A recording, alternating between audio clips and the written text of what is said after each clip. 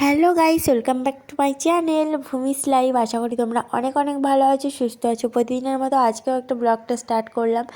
তো এই কদিন দেখছি শরীরটা বেশ গরম গরম লাগছে। শীতকাল হলেও একটু কী হয়েছে, আমাদের পেটটা তো ঠান্ডা করা দরকার, তাই না? পেটটা তো গরম হয়েই যাচ্ছে, শরীরটাও হিট হয়ে যাচ্ছে। তার জন্য সকালে রাতেই দেখেছো ছোলা আর বাতাসা একসাথে ভিজিয়ে দিলাম না, সেটা এখন সকালবেলা বেশ ঠান্ডা হয়ে গেছে। আর এখন খাচ্ছি তো বেশ তৃপ্তি ভরে, আর খুব মিষ্টি। আমার মেয়েও বলছে বাহ খুব সুন্দর লেগেছে, আমি খাবো বলে ওকেও একটু খাইয়ে দিলাম। ও তো ছোটো, ওর তো বেশি পেট গরম হওয়া উচিত, আর এই যে ও আবার শুধু বারবার দেখাতে বলছে যে শুধু ভিডিওতে দেখাও দেখাও, তাই জন্য বারবার করে দেখাতে হচ্ছে। কিন্তু আমিও খেয়ে নিয়েছি সবার আগে, তারপরে ও আবার আমাকে একটু মাঝে মাঝে খাইয়ে দিচ্ছিল। তো যাই হোক, চলো কন্টিনিউ করি ব্লগটা। তোমরাও কিন্তু অবশ্যই জলদি জলদি দেখো পুরো ব্লগটা, স্কিপ না করে। এইটুকু রিকোয়েস্ট তো তোমাদের থেকে করতেই পারি। আর এখানে দেখো এখনও কিছুটা পরিমাণ রয়েছে, ওগুলো আমিও খাবো আবার। আর নিচে ছোলাগুলো তো রয়েইছে, ওগুলোও খেতে হবে। তো যাই হোক, চলো ঢাকা দিয়ে দিয়েছি, এবার শুরু হবে। বাইরের দিকেও চলে এসেছিলাম এখন, আর বাইরের দিকে বেশ রোদ রোদ উঠেছে, দেখতেই পাচ্ছ। তোমরা হয়তো দেখতেও পাবে না, পুরো অন্ধকার। মানে মানে ক্যামেরাটা অন্ধকার হয়ে গেছে, আমি সেটিংসটা ভুল করেই করে ফেলেছি। যাই হোক, আমিও ভুলভাল জায়গাতেই দাঁড়িয়ে রয়েছি, তাই জন্য আমার ছায়াটা পড়ে পুরো মানে অন্ধকার টাইপের হয়ে গেছে। আর আমি এখন চুলটা ঠিক করে আঁচড়ে নিচ্ছি। আর চুলটা ভীষণ প্রবলেম চলছে, চুল আমার উঠে একদম পাতলা হয়ে যাচ্ছে। আর কি বলবো তোমাদের, কিছু বলারও নেই।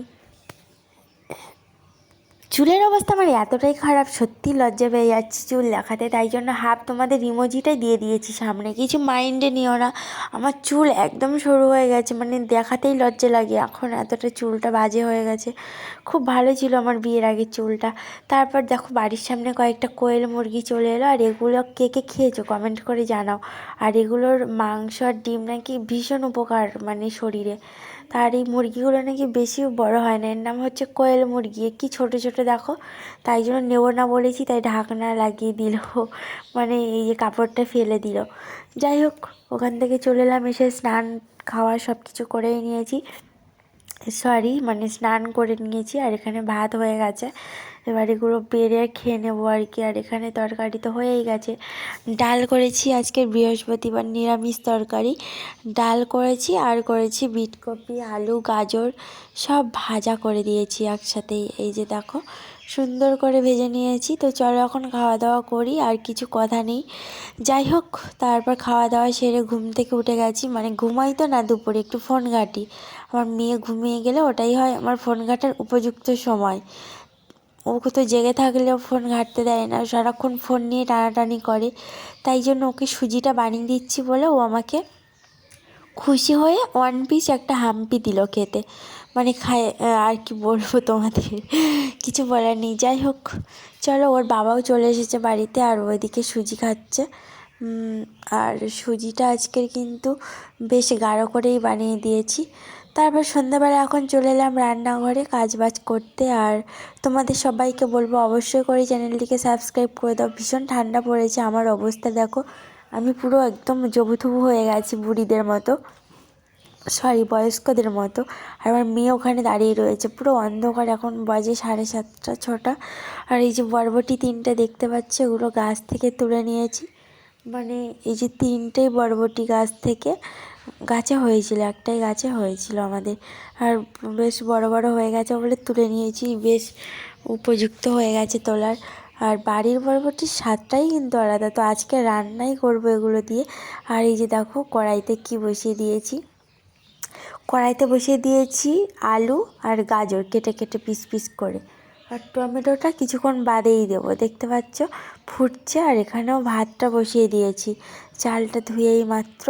আর ওর বাবা গেছে এখন বাজারে সয়াবিন নিয়ে আসতে। তো আজকে নিরামিষ বৃহস্পতিবার, তাই জন্য সয়াবিন দিয়ে রান্নাটা হবে, এগুলো সেদ্ধ করেই রাখছি। হাফ সেদ্ধ হয়ে যাবে, তারপর নামিয়ে দেবো, ভালো করে সয়াবিনটা ভেজে আর সুন্দর করে রান্না করে নেব। তো চলো এখন ঘরের দিকেই যাই।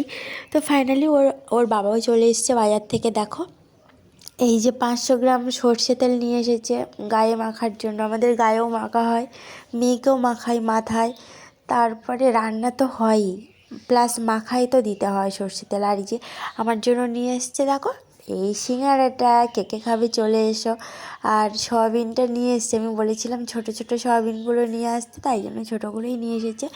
আর আমার মেয়ে তো একদমই পছন্দ করছে না সিঙ্গারাটা, কারণ ওর বাবা বিস্কুট প্যাকেটটা নিয়ে এসে লুকিয়ে রেখেছিল ওর জন্য, তাই জন্য ওরকমই করছিল। যাই হোক, সিঙ্গারাটা খেয়েই রান্না বান্নার কাজে লাগবো। সবাইকে জানাই গুড নাইট, সবাই ভালো থেকো, সুস্থ থেকো, দেখা হচ্ছে নেক্সট ভিডিওতে।